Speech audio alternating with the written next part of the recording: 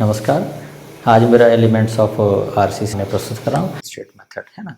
तो आज जो मैं लेकर चल रहा हूँ उसमें एक्चुअल न्यूट्रल एक्सिस निकालने के बारे में बात होगी। तो एक्चुअल न्यूट्रल एक्सिस कब निकाली जाती है? जब बीम का साइज हम निर्धारित कर लें और उसमें प्रोवाइड किए जाने वाले स्टील उसका मान भी अगर हमें मालूम है, तो उस केस में हम देखते हैं कि किसी भी बीम की एक्चुअल न्यूट्रल एक्सिस कहाँ पर आती है।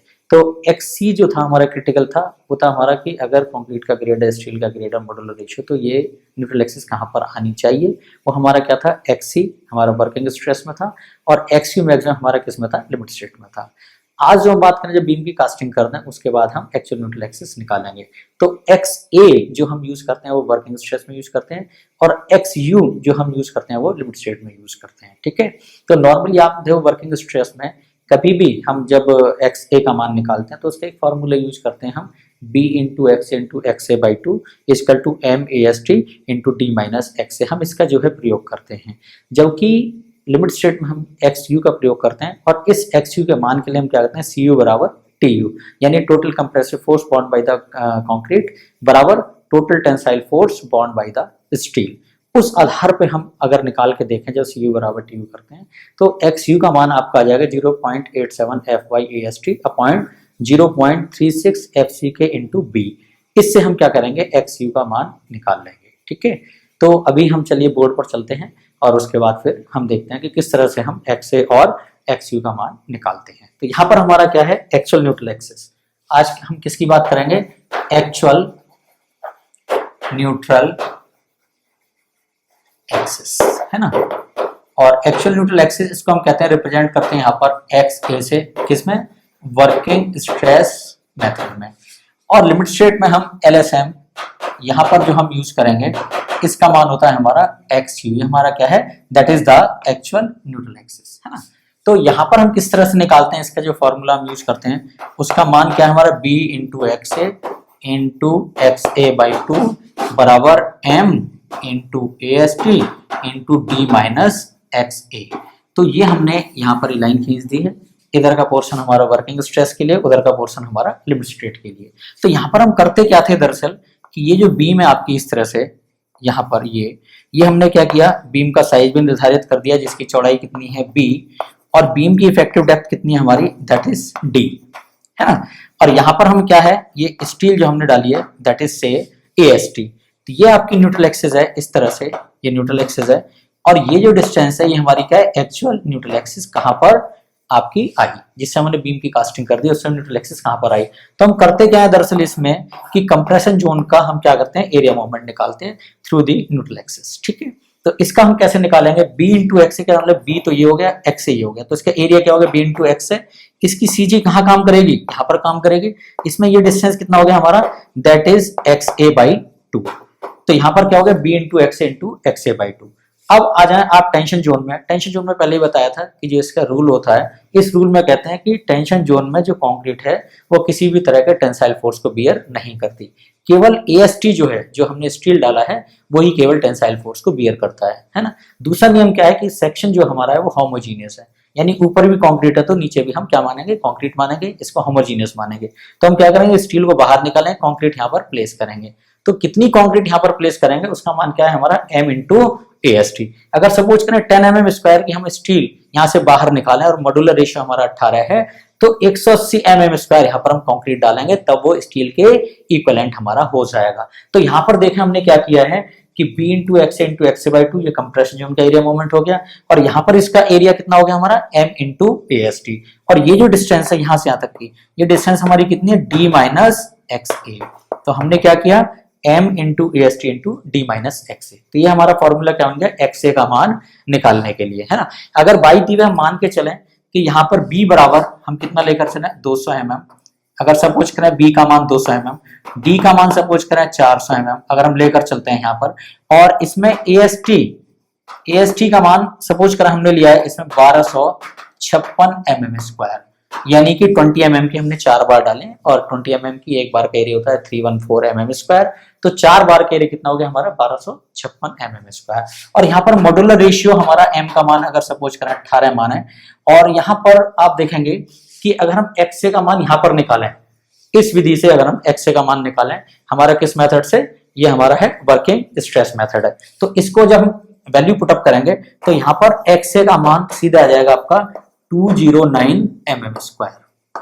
ठीक है, ये हमारा क्या है XA, ये हमारी एक्चुअल न्यूट्रल एक्सिस है। ठीक है, इसी तरह से अगर हम इधर चलते हैं तो यहाँ पर लिमिट स्टेट में हम क्या करते हैं, देखिएगा कि XU का मान निकालने के लिए हमें क्या करना है, CU बराबर TU, यानी टोटल कंप्रेसिव फोर्स बराबर टोटल हमारा टेंसाइल फोर्स है ना। तो जो हमारा कंप्रेसिव फोर्स है वो हमारा क्या है, area of the stress block in the compression zone into beam की चौड़ाई। तो यहाँ पर इसका मान कितना होगा, 0.36 FCK XU इंटू बी। ये क्या है हमारा, ये कंप्रेसिव फोर्स है। इसमें हमने क्या किया है, 0.36 FCK XU, ये हमारा क्या है, स्ट्रेस ब्लॉक का एरिया। स्ट्रेस ब्लॉक हमारा कैसा था, पार्टली रेक्टेंगुलर और पार्टली हमारा कैसा था, पैराबोलिक। उसका जो एरिया हमने निकाला था 0.19 FCK XU किया था हमने, और इसके बाद आया था हमारा 0.17 FCK XU। जो दोनों का हमने सम किया था, टोटल एरिया कितना था हमारा 0.36 FCK XU, और बी क्या हमारी बीम की चौड़ाई।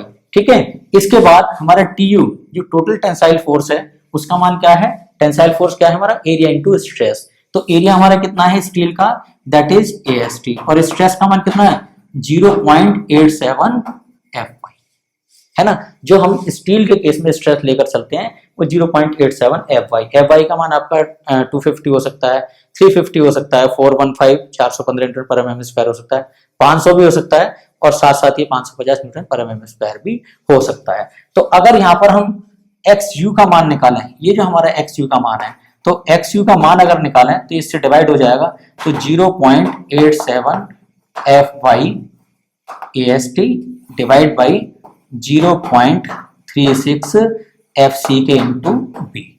ये वैल्यू किसकी है हमारी, this is the value for the actual neutral axis. ठीक है, अगर यहाँ पर हम इसी वैल्यूज को पुटअप करें जिसमें AST का मान हमारा कितना है 1256 mm स्क्वायर, बी का मान कितना है हमारा, दैट इज 200 mm, और FCK का मान कितना है M15 यानी कि 15 न्यूटन पर mm स्क्वायर, और FY हमारा कितना है FE 250 यानी कि 250 न्यूटन पर mm स्क्वायर।